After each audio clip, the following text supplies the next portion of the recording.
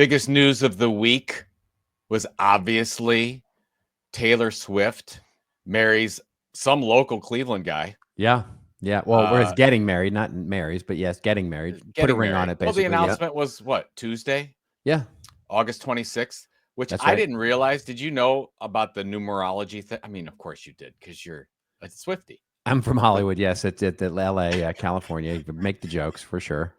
Yeah. No, Yeah. being from Hollywood is not like being a Swiftie. You could be a Swiftie and be anywhere.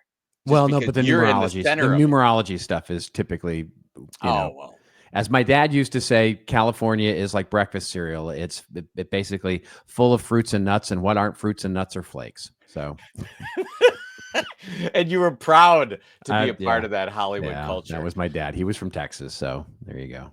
It was big news here in Cleveland, Ohio, because of course it was right before the engagement, which, by the way, he's kind of a romantic.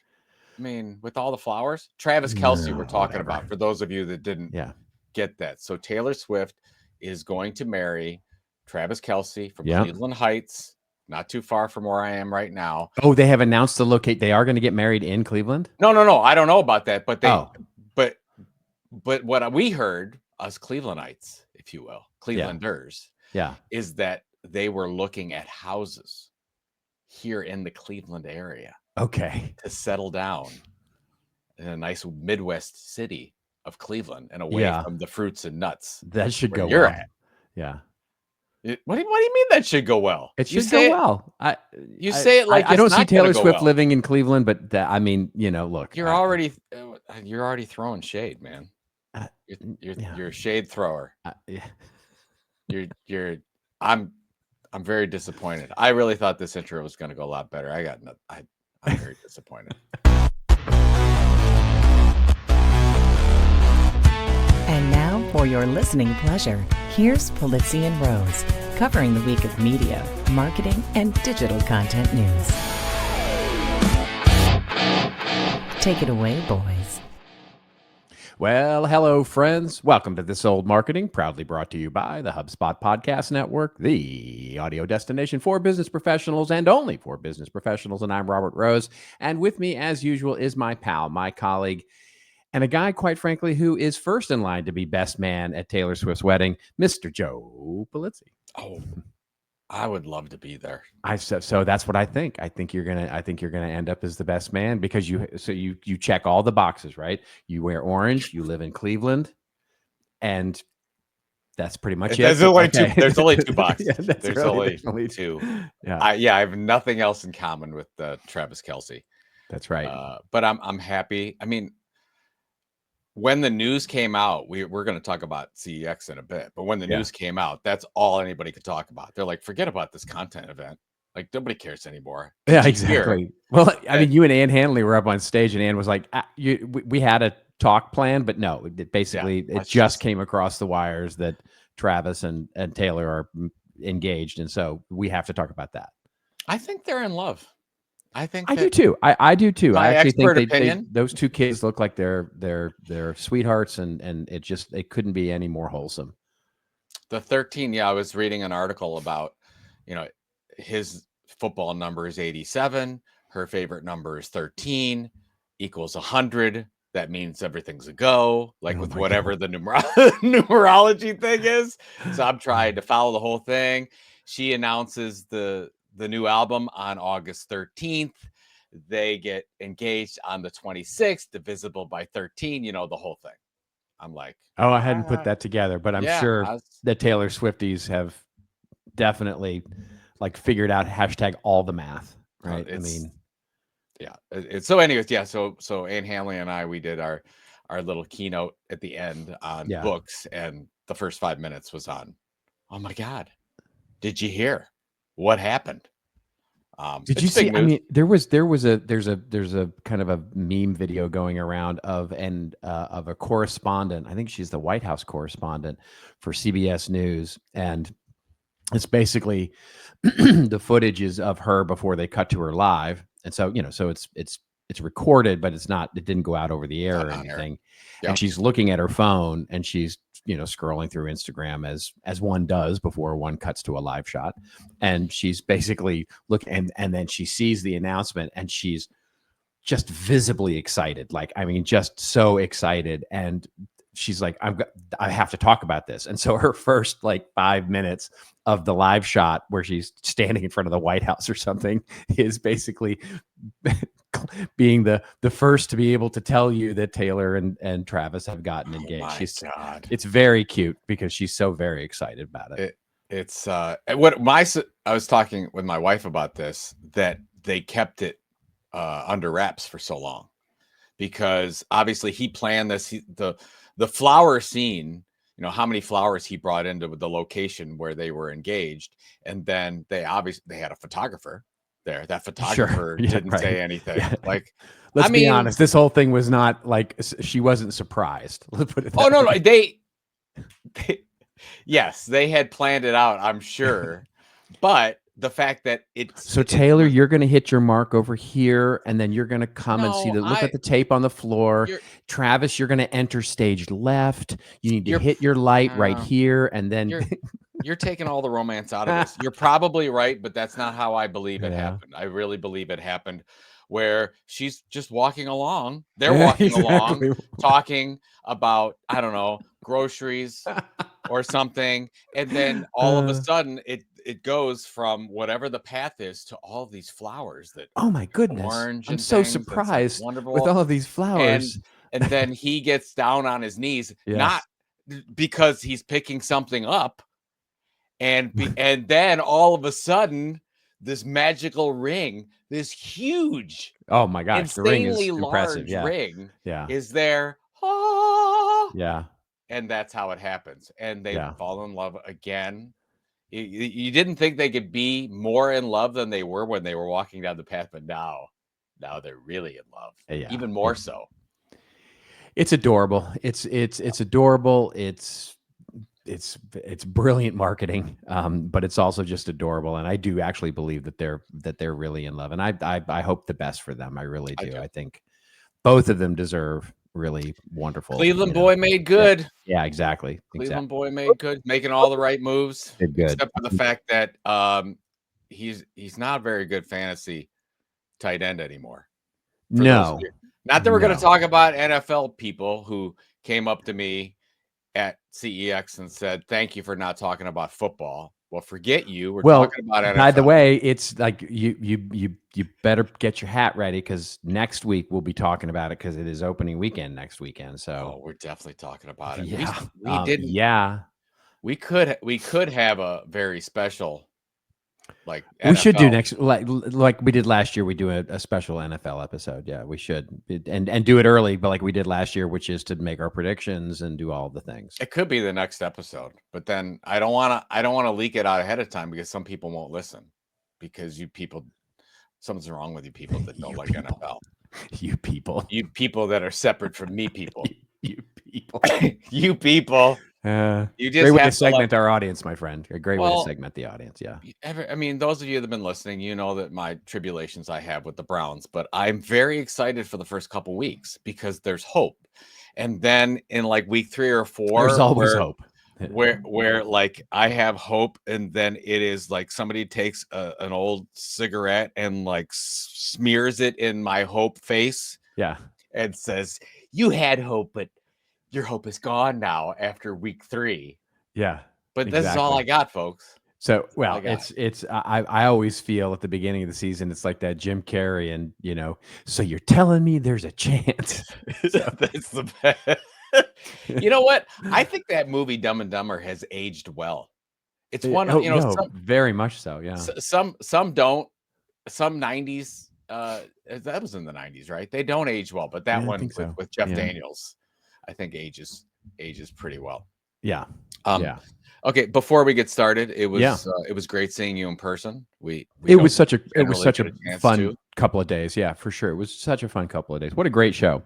Thank you. What a great content. Really great content. I think it was our best. I think it was our best one. Not that the other ones were cold cuts or anything, but this one felt right. We had great speakers, amazing keynotes. The right people were there. Yeah. sometimes you get some people that go up and say, this is not what I expected. Everybody there knew exactly what they wanted, Right. what they were going after. Did you, so from your standpoint as a keynote speaker, and you went to a lot of sessions, so thank you for doing that. I did. Some speakers don't do that. You were there at everything. Was there an overriding theme from all these, content entrepreneurs, creators there that they're struggling with, or that you heard over and over? What do you think?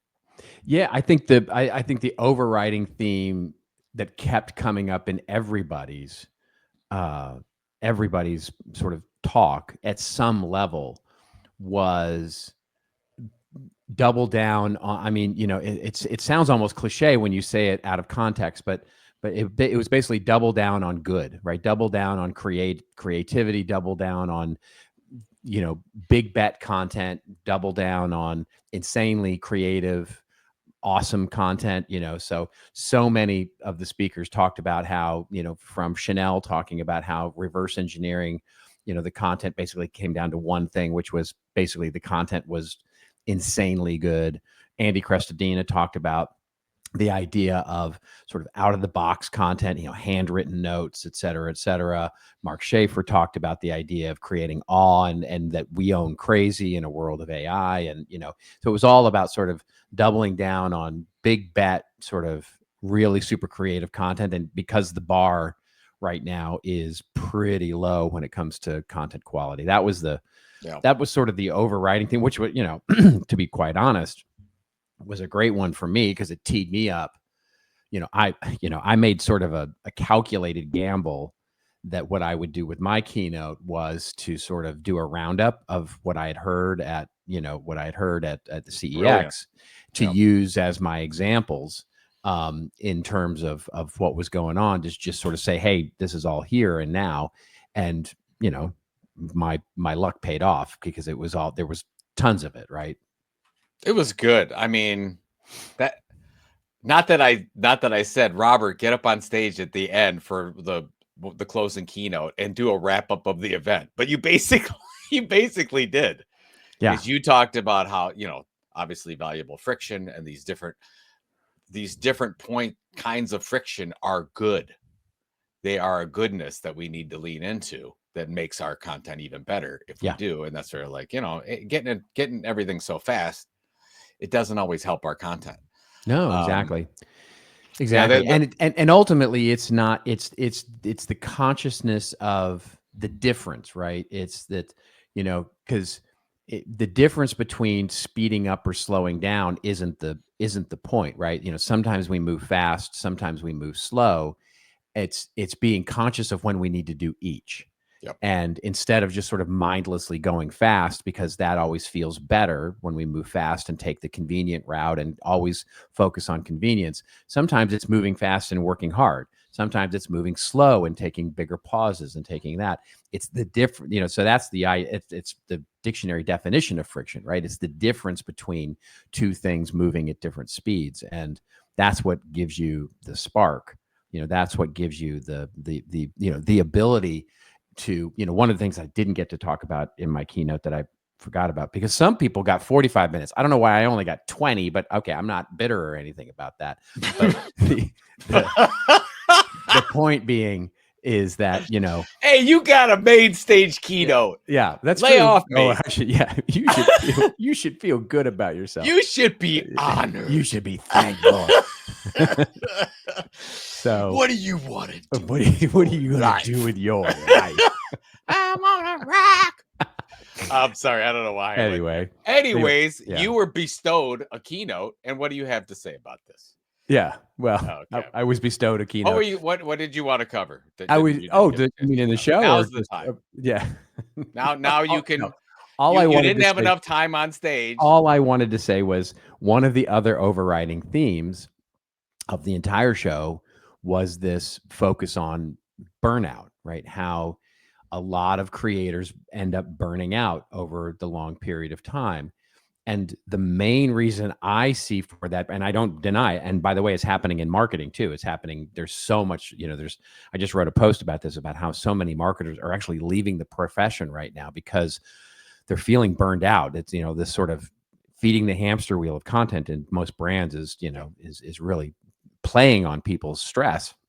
But burnout basically means you've lost your flame. You've literally lost the spark to keep you going. You've lost interest in the thing that you were talking about. And so when content creators that I see sort of enter into a burnout stage, it's not because they're not interested in building a business. It's because they lose interest in sort of trying to build a business in some topic that they just don't have the spark for anymore. And most of that is because they end up sort of making the donuts and checking the boxes on the content they're creating. They don't dig deep. They don't find the topic interesting anymore. So therefore, they don't ever go do the work to find the interesting things in it. I thought it was so on that topic. What was really interesting to me is when Chanel Basilio was talking about, okay, how do you reverse engineer? And we get so caught up, and Will Reynolds talked about this as well. We get so caught up in the followers and the traffic from search and whatever. Exactly. And they're saying, oh, look, really the best creators they're getting replies in email to their stuff. They're getting DMs. They're getting the likes and shares and saves. And so you're like, okay, yeah, that's obviously resonating with individuals. That's fantastic. But then you're like, well, how does that help me with search in the long term? And what was so interesting, and I know you had to catch a flight, but Will Reynolds, who's the closing keynote, he was talking about it. And he's like, look, search as we know it, is, as we all know this, is completely changing. Google, and he goes through and basically says, people think that AI is disintermediating what we're seeing with Google search. He's like, no, it's human beings. He's like, look, and he's showing examples of searches on Google. And he basically is saying, this is terrible. Google search is just horrible right now. That's the problem. It has nothing to do with AI. It's just that Google gave in to all these ads. And you say, oh, I go searching for something. First of all, the search that I should be getting is on page 7, which is the perfect fit. Google's not showing me that. They're showing me 4 ads, and they're showing me people that keyword stuffed and did all this, horrible hacks from 10 years ago that they're still showing up for. It's like, this is wrong. That's why Google's going to lose out. And this AI search thing is taking over. But then he was talking about ultimately what is AI is going to give you the proper result at some point. Whatever search that we start using, you know what the proper result is? It's the stuff that human beings like and human beings are saving and sharing. You talked about, like, look at LinkedIn. If you're getting really good feedback and comments from your LinkedIn, even though you don't have a lot of followers, these are the results that ultimately are going to pay off. So basically, to your point, lean into yourself, lean into what makes you amazing, lean into your own incredibly valuable, insane content, and you'll get the payoff from the algorithms in the future. We don't know when that's going to happen. But I felt good about that, because you're like, maybe you don't have to game the system anymore. Maybe there is a better way coming, and AI is going to unleash that, or just humanity is going to unleash that. It changes the nature, and we're already starting to see it. And I did write about this week. We're already starting to see it, which is it changes the nature back to, basically content marketing at its earliest form, right? Which was big bet, experiential, deep content. In other words, series, deep experiences, communities, deep learning experiences, et cetera, and not the short form answers to questions or how-tos or infographics or blog posts and those sorts of things. Those things basically are all going to be so commoditized, and they will be the zero-click answers within the various answer engines, but no one can sort of duplicate. AI can't duplicate the deep experience that you're going to have with a series. And the example I always use is we talked about it last week, the Built, the financial services, who's created an entire series, a fun, interesting series that you want to follow along on Instagram. And then ServiceNow, for example, with their content that they're doing with Idris Elba, all leading back to a learning platform. You can't, which is protected, of course. It's all basically building something that's worth going home to, right? So building those deep level experiences instead of sort of the short form answers to every customer question and those sorts of things, which is that's going the way of answer engines. Yeah, it actually it gets you a little bit more excited about the future. Totally. If our thing is just like, man, here's the problem my customer has, or my reader has, or my audience has, whatever you want to call it, and man, let's do something that's fun and interesting and motivating and Yeah. not have to worry about these algorithms and not have to worry about keywords and whatever. That's We're just right. going to create some really good stuff. That's right. And That's right. And I think And then that's use what use the short form stuff, the answer engine, to promote the good stuff, right? That's right. To create that river, that flow. The one, and I'll just end it here because I know we actually have a show to get to. We do, yeah. The thing that, and I said this at my closing, is when everybody was leaving CEX, but 4 years ago when we started that event, which was in Phoenix, Arizona, a lot of the people I'd met for the first time, and I had a lot of conversations there, and those people were struggling. And this year I met with the same people, and those people are having like some of their best years ever. Like it's amazing, isn't it? The point is, it's not only the strategy, which we're talking a little bit about that here, but it's the time. I would love to say that in 6 to 9 months that you can go out as a creator, you can find your premise and your tilt, you can start, locating, here's the platform, consistently deliver, and in 6 to 9 months you're going to have a business. It just doesn't work that way. It seems to be 3 to 4 years. It just seems to take, and those people, I didn't expect that, Robert, as part of the event, to meet with these people and have them tell me like, oh my God, thank you so much. Like, it's working. Like, I was able to like quit my side, like this is now my full-time business, and I quit my job and I did this, and I was able to go on vacation with my family for the first time. And I'm like, oh my God, this is incredible. It's the best. It's absolutely really, I literally had this conversation yesterday with a small law firm that I had worked with, and it was a cohort class that I had taken through on developing your content product for marketing or for a business. And so he was a owner of a small firm, and in the 3 years since then, and we talked yesterday on the phone, and he said, in the 3 years since, he's expanded his law firm, right, which has been great, and he's been doing that sort of on the side. But the product that we talked about, that we built in the class together, basically he's been building it. He took it a year to build it, then he launched it. It's going well, and they're looking at expanding now, and they're basically building it out, and it's now like a fully revenue building, sort of industry leading thing. So it's awesome. So wonderful to see that, succeed. So thank you for everyone who attended. Yeah. The speakers 100%. Were great. You were awesome, as I expected. I love when you speak at the events that I'm around, because I never have to worry. Oh, well, that's very nice. True. I like, and I have to worry, and I have to worry about some speakers.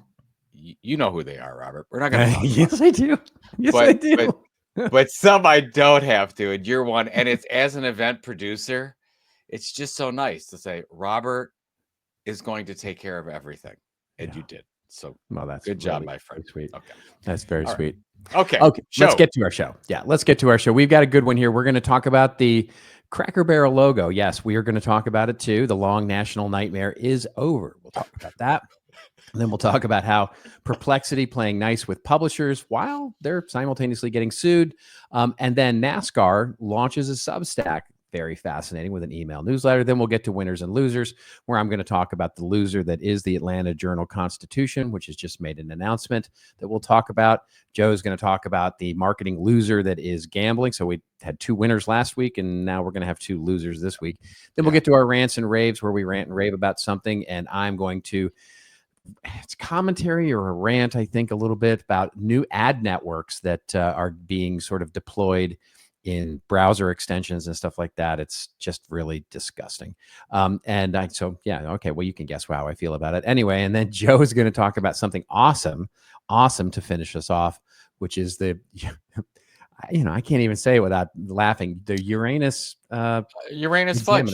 Yeah. Yeah. Uranus, their magazine, newspaper my inner 17-year-old is just going crazy, right? So you got to stay tuned, because I'm going to go through some of the titles of these articles.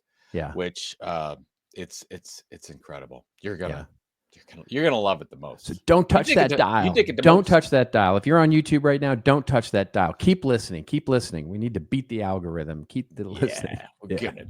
We just said we're not. We just said you don't have to worry about the algorithm, and you're saying we got to beat the algorithm. Oh, I am nothing if not, I can be bought. Let's put it that way. All right, let's go. Let's go. Let's go to talk about there's a bunch of people talking about this. It's all over the mainstream media, of course. But the news article that we'll link to is the CBS News article, and it is basically Cracker Barrel to return to its old logo after Backlash. So while we were all at CEX and basically thinking about the launch of the NFL and all sorts of things, well, there was an online explosion because Cracker Barrel horrifyingly decided to do something just awful, which was to change their logo. Really something here. Anyway, the article opens up by saying less than a week after unveiling a controversial new logo that prompted the company's stock value to take a dive and even President Trump to weigh in, Cracker Barrel announced Tuesday that it will return to its old logo. We thank our guests for sharing your voices and love for Cracker Barrel, the popular Southern-themed restaurant chain announced in a post on social media. We said we would listen, and we have. Our new logo is going away, and the old-timer will remain. The last, basically, the chain had basically suddenly announced it's changing its logo to remove the old man in the barrel, basically with changing the font slightly.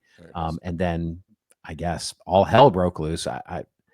I definitely have a take on this, but I mean, what are your thoughts about, I guess, the new logo, and then the fact that they've basically said, never mind, we'll go back.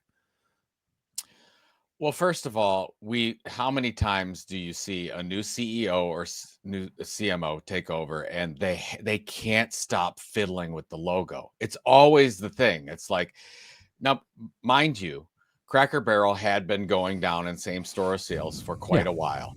So the new, and I don't know the new CEO, maybe you can see it there in one of the articles, but the new CEO comes in 23, starts making changes to the look of some of the stores, changes to the menu, and the last few quarters, they've seen an increase in same store sales. But of course, that can never be enough because everyone wants their hand in branding and what the logo is going to be. And they go ahead and it looks like what they did was they said, yo barrel and yo old man sitting on a chair, you're gone. The rest of you is okay. It's from what I can, for the most part, right? Yeah. They kept the Cracker Barrel and they got rid of I was going to say, can I even say that? They got rid of the cracker. They kept the Cracker Barrel. I'm sorry. Look I read an article that said that. It's not mine. So if you want to throw hate at me, go right ahead. But anyways, that's what they did. They did that, so that's what we've got. You know what? Who cares? Well, bingo. There it is, right there. That's why I said that the long national nightmare is over. It's like I can't even believe that this is a thing, and I have to believe. By the way, Julie Fleiss-Massino is the name of the CEO. She was named in 2023. She came from Taco Bell. You can immediately see what she was trying to do, right? Coming from Taco Bell to Cracker Barrel and trying to figure out how to basically do a turnaround on the restaurant. And I'm sure it was let's simplify things. It's way too complicated, and let's attract a newer, younger audience. And so that's the first thing you do as a new CMO. As you said, the new thing you do is you fuss with the messaging, and you fuss with the logo and the brand, right? And what they either didn't do or didn't anticipate was the amount of vitriol that they would get from it's the classic challenge of trying to shift. I mean, and I've done this for, I can't tell you how many brands, where you're looking to shift from one audience segment, one target audience to another. And it's usually older to younger. That's usually what we're trying to do. It's very rare that you're going from younger to older. But usually what you're doing is you've got a target audience that's literally dying out in some fashion. And so what you're trying to do is move your brand to a segment that is younger, and that can start to grow up with your brand again. And what the mistake is that most brands, and I don't know enough about their strategy here to be able to comment specifically, but typically the challenge with that is when you try and just do a full sale lift and shift, right? You basically go, we're no longer caring about the older demographic. We're going to, basically change everything and try and be hip, try and be cool, try and attract the younger audience. And that doesn't work.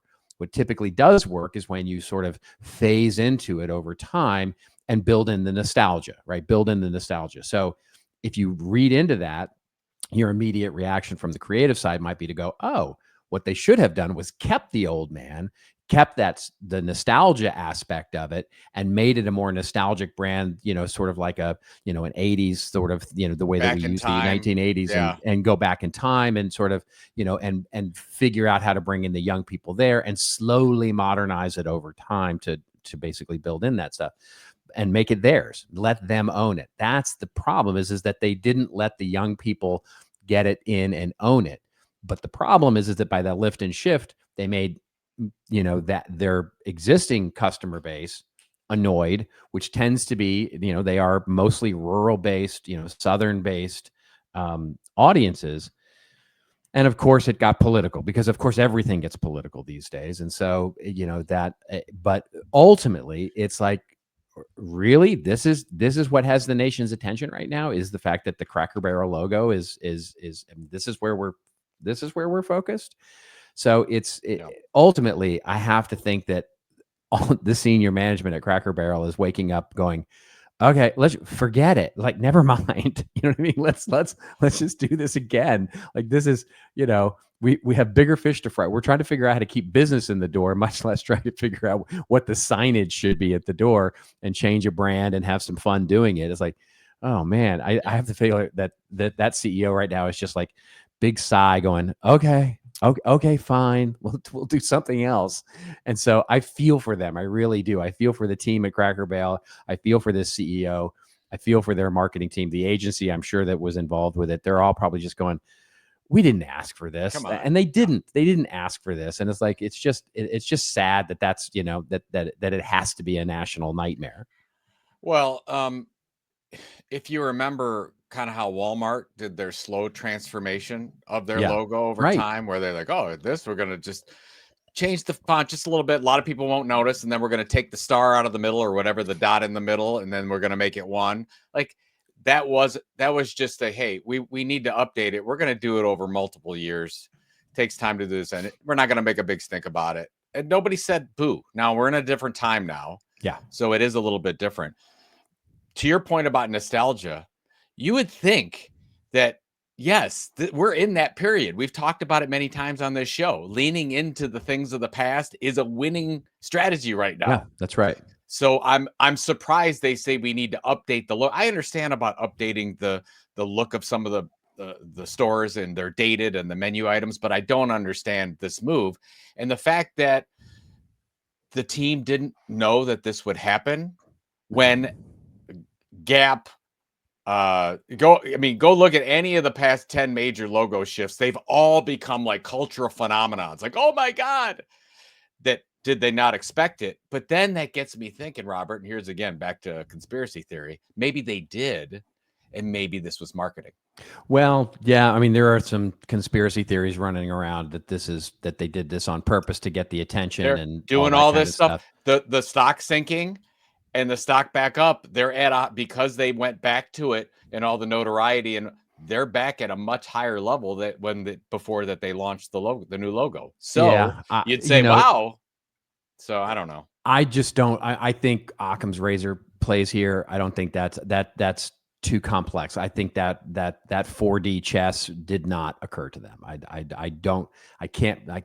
This is not a new Coke kind of thing where they purposely introduce something subpar in order to create the outrage and the attention to only go, okay, we hear you, we're listening to you, et cetera, et cetera.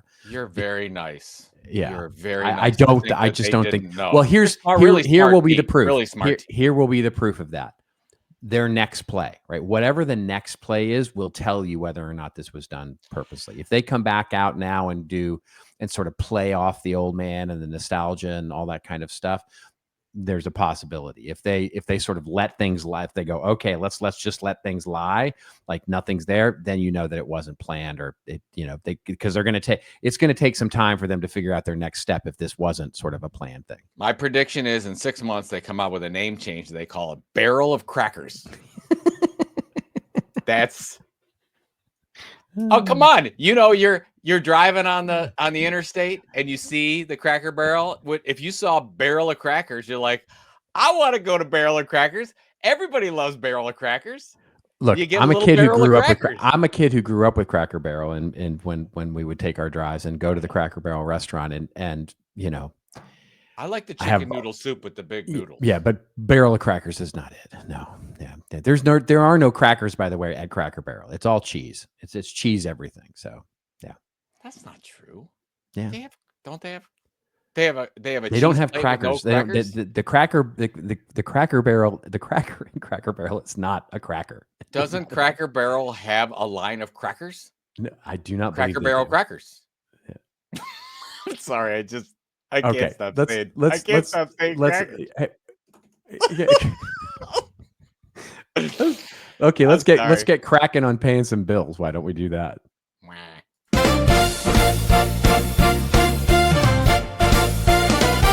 I had a dream. It had microphones, a budget of zilch, and a box full of scones. We hit record, no clue what we'd say, but Joe showed up, so we made it a play. We had heart, we had brains, we had takes that were spicy. We were running on caffeine and vibes, not precisely what you call a business model. But hey, we were rebels with sponsors, a Venmo away. Then came the bills like a tragic refrain. Web hosting gear, a subscription to grain. Our dreams were intact, but the check-in was tense, so we gave in to ads with a bit of pretense. We're just paying the bills with harmonized frills. We sold just enough to keep chasing the thrills. And if you hear us pitch socks while we sing in our crowd, that's the sound of the hustle. Paying the bills. Yes, paying the bills.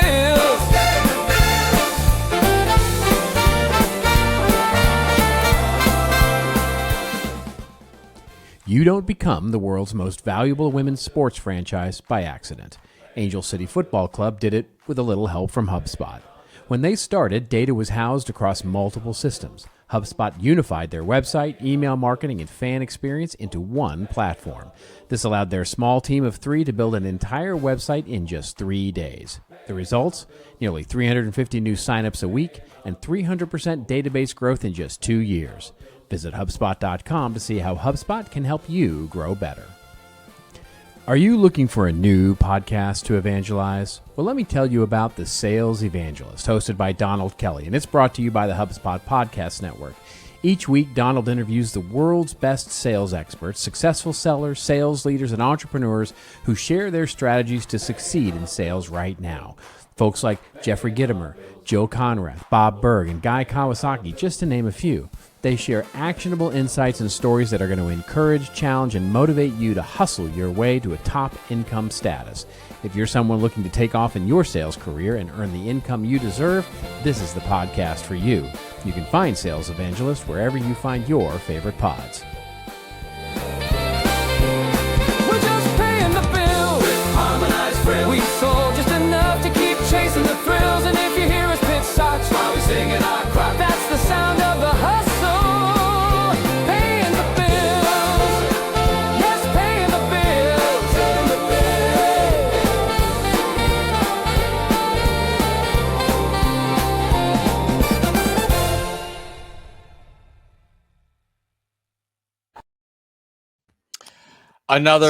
Another amazing ad from Yeah. Robert Rose. You did it again. It's totally fun. I will say, I got at CEX. I had a couple of people come up to me, and what I'm really encouraged by was they told us, that some people, this was their favorite song. Some people said that the sort of Southern rock one was their favorite song. Nobody said the 80s one was their favorite song. So to me, this one was my favorite song, mainly because the lyrics were so fun to write. But this was my favorite song because it's just a great song. It is. It's fun. But the video, this is not my favorite video. So But I'm looking forward to digging in this weekend and figuring out the ads for I September. can't wait. Because what I love is that people are coming up to me and requesting genres of music for you to do. Yeah, it's fun. That's fun. That's what's good. Yeah, it's been So, fun. It's been fun for I can't sure. wait till you do goth rock.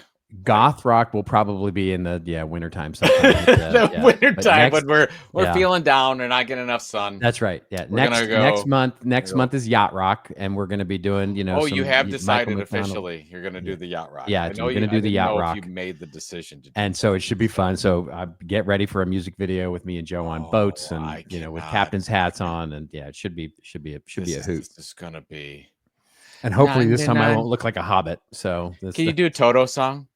I've been waiting so long. Oh, it's gonna be great. I mean, 99. Sorry, I'm really trying for the Michael McDonald voice, because that's where my lyrics are going right now with the Paying the Bills version of Yacht Rock, is sort of a Michael McDonald sort of Doobie Brothers sort of groove. Minute by minute by minute. Paying the bills. Yeah. So good. All right, I can't wait. Yeah. Okay, let's go. Okay, let's cover one more story here before we get to our winners and losers here. And so this is about AI, of course, and this is coming to us courtesy of Digiday. There are a couple of other places covering this as well. This is Perplexity is now offering to play nice with publishers, but it's getting sued as well by the publishers. But the article opens up by saying Perplexity is opening up a pool of $42.5 million to publishers as part of a new subscription model called Comet Plus. Publishers can now get paid from a direct crawler and AI agent traffic through Perplexity's AI-powered web browser, Comet. Funny how they sort of dropped the whole buying Google Chrome thing, didn't they? Anyway, the company created the new model based on feedback from publishers that are already part of Perplexity's ad revenue share program. Jessica Chan, Perplexity's head of publisher partnerships, told Digiday that publishers in his program include Blavity, Blave, Trouble the owes you money. Sorry, that's Princess Bride reference. That's Blavity. I love that part. That's one of my favorites of the whole movie. Yeah, to Blave. Okay. Anyway, Der Spiegel, Fortune, Gannett, The Independent, and Time. So those are some big name publishers. Here's how it works. Revenue from Perplexity subscriptions Pro, Max, and the new $5 tier Comet Plus get pooled. Perplexity keeps 20% of it, and the other 80% will go to participants in Perplexity's publisher program. Okay, I have questions. I got a quick take on it. Okay, give it to me, because I have questions about all Here's of my this. recommendation for any publishers going into this program. Get your money up front, because I don't trust Perplexity one bit. They can say whatever they want. That's right. And it's nothing against the really smart people, because there are brilliant people behind Perplexity. But they've infringed on copyright so many times, and they continue to scrape people's content. They do not care. And we talked about this a few episodes ago, where these frontier models, not the Perplexity is a frontier model, but these frontier AI models, they will do anything. It's move as fast as you can, cut whatever corners you can, because you've got to be the #1 learning model, whatever the case is. Perplexity, they're doing the same thing. So the point is, great. They want to give a little love back to the publishers. That's fine. Get your checks first, because you might not get paid. You literally might not get paid. That's my take. Whatever. Yeah. It's funny, because what's not covered here is how it gets divvied up. Oh yeah, of course, because it doesn't. Right. There is no divvying of the up. That's right. Because what it talks about is, it says, so it sounds good, right? If you say, okay, revenue from Perplexity subscription, the Pro, the Max, and the new $5 tier of Comet Plus all gets pooled. All that money gets pooled. And then they say Perplexity keeps 20% of the revenue, and then the other 80% goes to participants in Perplexity's publisher program. Now, wait a minute. Are they saying that if I go subscribe to Perplexity's Pro subscription, that 80% of the revenue that they're making goes to the publisher program? Or are they saying revenue from the actual publisher related efforts go to that? I mean, that's my question. Is I don't really understand this, because if they're basically saying 80% of all their subscription revenue is going to go to these publishers, that's like, they can't do that. They can't do that. They can't do that. That's So it's not got to be some sort of subset of the total revenue, like that is generated from they. clicks. Like they'll measure clicks Yes. to the website, and that generation of a click is generating some portion of revenue. So it's 80% of the revenue generated by the use of the publisher content gets divvied up, because the only way I see this working is if they can divvy it up by like if they go, what if the Time magazine, for example, generates most of the clicks? Do they get most of the money? Which means if they do, then that means they have to measure it by publisher, which means they're measuring click-throughs, or they're measuring answers, or whatever it is that they're measuring, views, whether it's cost per thousand, whether it's a cost per click, whether it's a whatever it is, they can do the measurement if they're divvying it up at all, or And they're or not they going to just give that data out either. yeah, I know. And so there's so many different, this to me feels very performative. It feels like, like this feels good, that is actually not, to your point, may not ever happen, right? Because the fact that she says, well, publishers could stand to make millions from this program, and she declined to share which publishers part of Perplexity's existing program have signed up to make money from Comet Plus. Digiday spoke with her to find out more details about how the revenue model works and what it means for the future of AI. Basically, and as the quote that came back was, Perplexity only succeeds if journalism succeeds. We're committed to building and funding more sustainable, thriving news ecosystems for the AI age. But Perplexity declined to share how many Comet users it has 1 month after launch. So I love the word could. Yeah, it could. Yeah. Could. Yeah. Yeah. The world could be flat. Yeah, Like exactly. it could. You know what? It's called Comet Plus because they're going to scrub away the money from all the publishers. That's what's going to do. I don't want to be I feel like I'm being negative about Perplexity. No, this is 100% is jazz hands for judges, right? This, that's the name of the new show, by the way, Jazz Hands for Judges, which is basically, look what we're doing, folks. We're actually trying to work with publishers. We're giving them money. We're giving them revenue based on their content. So a judge goes, oh, well, of course you should do that, and there you go. And they're so slide it off the side, and don't worry about that whole copyright thing. Yeah, I think it's a nice try at PR. It works as a distraction because of all the other lawsuits they have going on. 100%. I would like to think it's different, but we know 100%. We've seen this for 20 years. Yes, exactly. We've seen this play before. We're old and wise now. We've seen this play before. Get a new play. Welcome to Hollywood, kid. I need to tell that story. I don't think I've ever told that story on the show before. At some point, I need to. You should tell that story. We should do that on our special episode that nobody will listen to. Yeah, there you go. All right, let's get to our winners and losers here, where we pick a winner from the last week in marketing and we pick a loser from the last week in marketing. Let me go first because mine's quick, and I know you'll have a take on it. Okay. Which is, it literally just came out today as we're recording this. The New York Times is reporting that the Atlanta Journal-Constitution, one of the most storied newspapers ever across the nation, has said that it is going to quit printing a paper newspaper. And the article opens up by saying that the Atlanta Journal-Constitution, as its president Andrew Morse basically said, it has plans to stop printing the newspaper by basically next year. So the end of the year, he's going to stop. And they basically have said they're going to stop printing a print newspaper. I think this is a loser. I think this is, I know why they're doing it. And I understand the rationale for making the decision. I understand it. I do not agree with it. And I believe it will ultimately be a loser for them because it is, they are not doing what the New York Times wrote a case study about. I mean, they literally wrote their own case study about how they were shifting from print, and still, by the way, print a Sunday Times, and still have a big print business. I think this is a loser for the Atlanta Journal-Constitution, and I think it only spells sort of the continuing decline of local newspapers and the challenge therein. I'm so saddened by this, as you would expect, Robert, because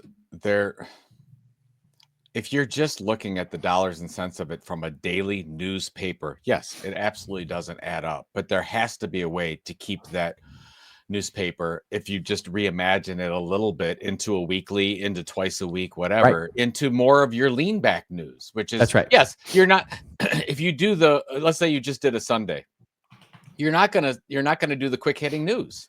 You're going to do analysis. You're going to do some commentary. You're going to get your amazing editorial team to create some content around what's going on in not only the Atlanta area, but the world. So I just wish that they would have done that. I can't imagine that if they went to, dare I say, Coca-Cola, who's, by the way, located in Atlanta, Yeah, exactly. to say, look, we want to do this. Can we do a single sponsor thing? Can we get a consortium together of some of the largest companies in Georgia, which, by the way, are not hard to do. There's a lot of really amazing companies in Georgia that probably would support this for a number of reasons. For a a number rounding of error in your monthly marketing ad media seems like budget. lazy. It seems lazy to me. It seems such a missed opportunity, for literally a rounding error in your media budget. Not even in your total marketing budget, just in your media budget, to go to Coca-Cola and say, hey, listen, would you support an Atlanta Journal-Constitution hyper-local print version that only covers local news, or covers, like you said, the evergreen sort of, or features, or features of the week, and a print magazine or something, some different file format. It doesn't have to be a newspaper, But just think about that. Let's say it was the Sunday version, whatever. We don't have to talk about the editorial strategy, but you put the logo on the top, the whole thing, and then you say, brought to you exclusively by Coca-Cola. Right. As an employer brand, as an, like Come don't even lean on. into the consumer side, right? Just as an employer brand. Oh my God. I mean, the people that work for Coca-Cola in that area would be, I mean, you'd feel how proud some are they pride that Coca-Cola is participating in their community and bringing local news to them? We're helping save jobs. We're bringing the community together. We all know that. I mean, we're already having this big issue with news deserts. Like we need to keep these, and as we know, there is some kind of a war going on against things in the mail and print right now. Yep. Which we're not going to get into today, maybe in a couple episodes. But right now, I mean, we need to fight against this. And I don't think it's that hard of a case, a persuasive case that you could make to a large brand to keep. Yeah. Blah. 100%. 100%. All right. What about you? What do you got? I'm gonna throw this Another up here loser. so people can see it. Another loser. This is from The Guardian. Great publication. Mm-hmm. Gambling logos and ads seen up to every 13 seconds during big sports games in the U.S. There's a really, really good study. I've gone through a little bit of it. I'm going to do more of it. The study by researchers at the University of Bristol analyzed gambling marketing during the 6th Stanley Cup final. That's hockey for some of you people. Stanley Cup finals games this year between the Florida Panthers and the Edmonton Oilers, and the 7 NBA finals games between Indiana and Oklahoma City. Across those 13 games, researchers recorded 6,282 instances of gambling-related marketing. Basically, every 13 seconds, somebody is watching. Right. Look at, folks, this is going to be an epidemic that we do not want to get into, but it's going to happen. And I can't fault I mean, it was made legal in 2018 to do this. If you're a sports betting outfit, a DraftKings, whatever, the Bet365, whatever, you're going to absolutely be doing this kind of stuff. But I really believe that the media companies and the NFL and NHL and MLB, they have to stop this. Like, they have to put some limits on it because it's getting out of control. I was at a Cleveland Guardians game, and I'm looking around, and we're in the standing room only section. We have standing room only tickets. We love it. But there's a lot of younger folks having a really good time around that. But I can tell you the number of mostly men that have their betting apps out, betting like pitch by pitch stuff. And it's not going to go well. It's not going to go well. And I think that at some point, somebody's going to have to take responsibility because the law is not going to do this. So some of these major institutions, if they want to keep their listenership and their audience like financially stable and being able to support their events, you don't want to feed all that money off into these gaming apps. Yeah. So, anyways, Yeah. I don't know what to say. No, it's a sad state of disturbing. affairs. Yeah, it's absolutely. Well, it gets to it gets to something that I'll talk about in just a second here. And now we move into our rants and raves section where Joe and I go off on a little bit of a rant or a little bit of a rave over something that makes us feel like we were invited to the Kelce wedding, the Kelce Swift wedding. Will it be Kelce Swift or will it be? I'll tell you what, if I'm Travis Kelce, I'm going Travis Kelce Swift. Right. Like, I am literally changing my uniform to Kelce Swift. I don't care. See, I told my wife that I would take that her would be name so too. brilliant. That would be such a brilliant marketing move for him to go to change his name to Kelce Swift. Or they could go Swift Kelce, and they could both, because you don't want to go Kelce Swift and then one Swift Kelce. You want to keep the same name. Yeah, of course. So they both have to make the same decision, right? I think I mean, you could say we're going to go alphabetical and go Kelce Swift, but honestly, I would go Swift Kelce. I would go. Oh, you would go Swift Kelce. I'd go for Swift her Kelce. too. For her I too. would go. Well, I don't know. I don't know. I'm for either one. I'm for whatever Taylor wants, to be honest. Yeah, and I think Travis would go along with it. There you go. I think they should both have the same name. I think that'd be lovely. I think that's wise. I think that's wise. All right. So, would you like to go first with your, or you want me to go? Let me go first because mine is negative and yours is going to end on some comedy, which is just much better. Okay. So my commentary is going to be from an article in Ad Age that we will link to, which is the headline is why AI ad networks are starting to pop up even on ChatGPT. Basically, and I'm still doing some research into this because I'm not quite sure exactly how this works detailed wise, but the way I understand it and the way that the lead of this article starts out is to say basically there's a whole host of startups injecting ads into chat sessions on ChatGPT, including Koa and Context. Why they're both start with K, I don't know. That's sort of, I guess, a synchronicity, if you will.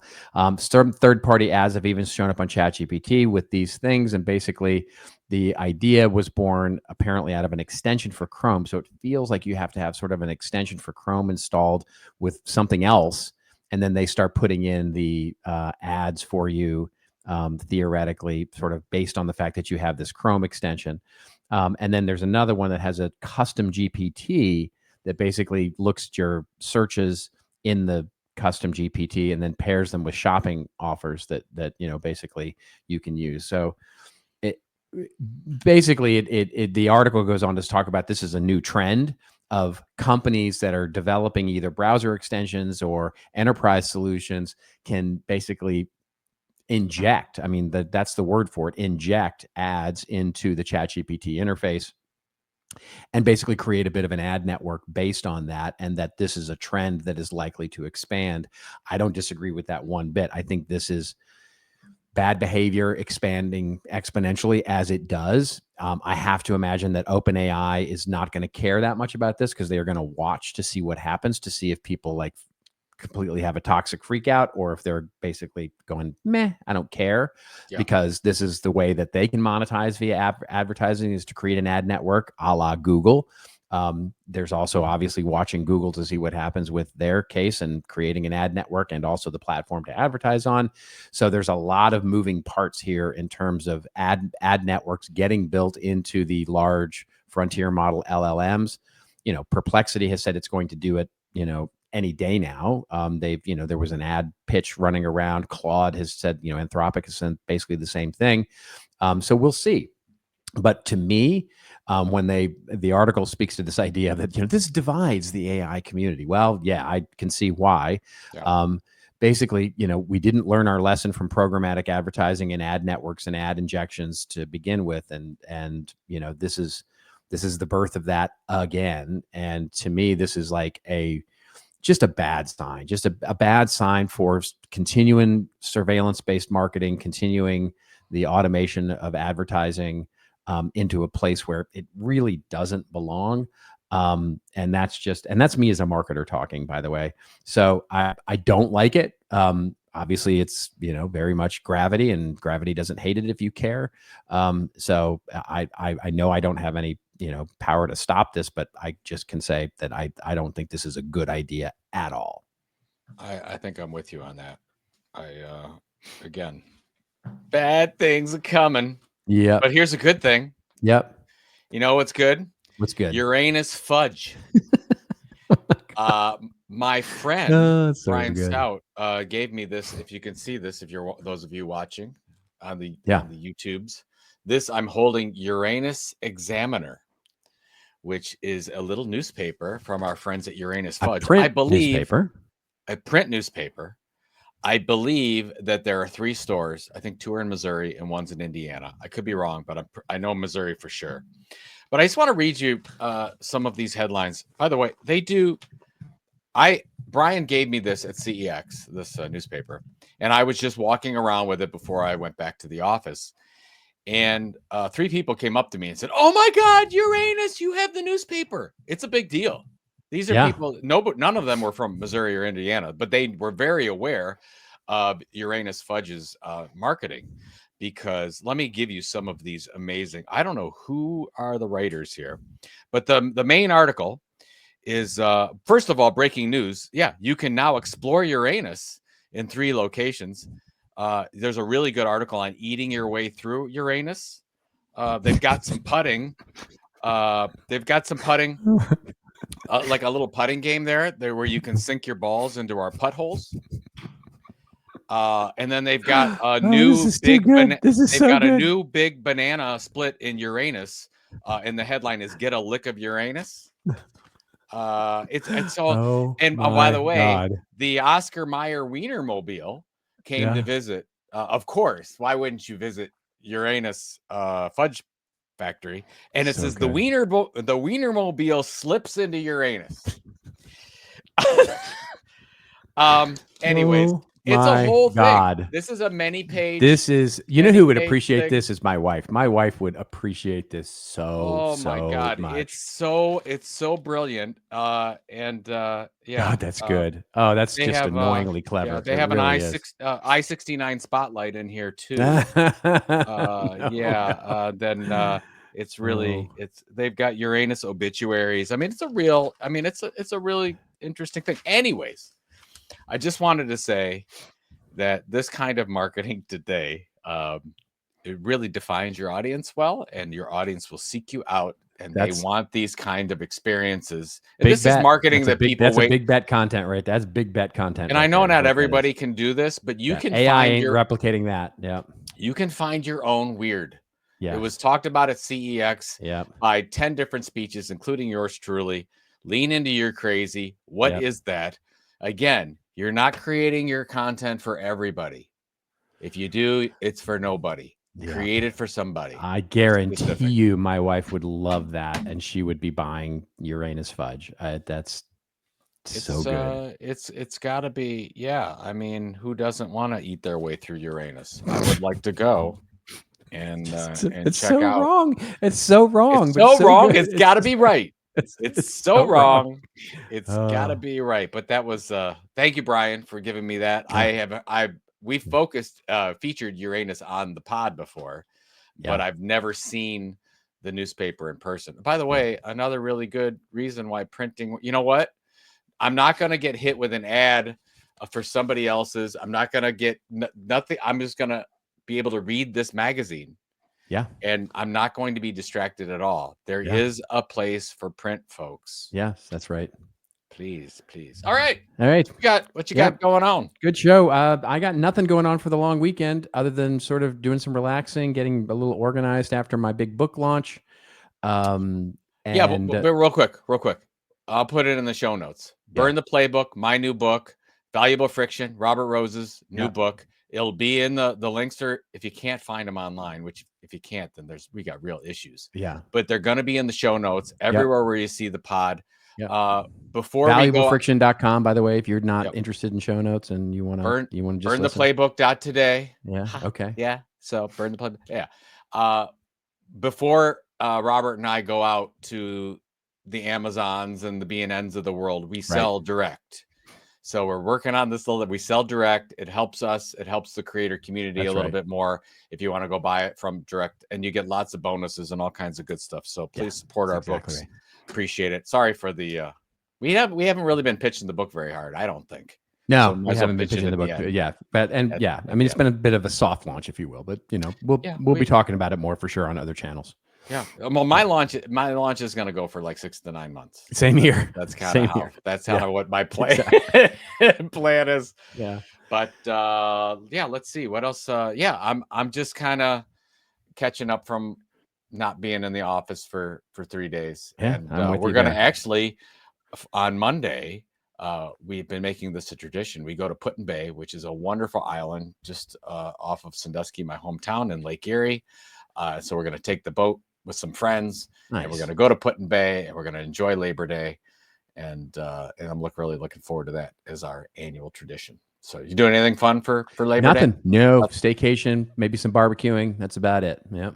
That's it. Everybody, enjoy the long week. Yeah, have a long weekend, everybody, and thank you so much for making it this far. We will see you again next week. I can't promise you that we're not going to talk about football a little bit because it is opening weekend next week. But it will be a regular show, and we will see you next week. And until we see you again next week, just remember, everybody, it is your story to tell. Tell it well. We'll see you next week on This Old Marketing. Hey, thanks a lot for making it this far in this week's episode, and thank you all for being a part of This Old Marketing. You can check out all the show notes of what we talked about today at thisoldmarketing.com, and it's also where you can leave us a review or a voicemail. We need those reviews and comments on whichever platform you follow us on. And if you haven't followed the podcast, please go do that and make sure you catch the latest and greatest episodes every Friday morning. We're on Apple and Spotify and all your other favorite podcatchers, of course, but we'd love it if you went over and subscribed to us on YouTube. That's right, YouTube. youtube.com/@thisoldmarketing. We'll see you again next week, folks, with another episode of This Old Marketing.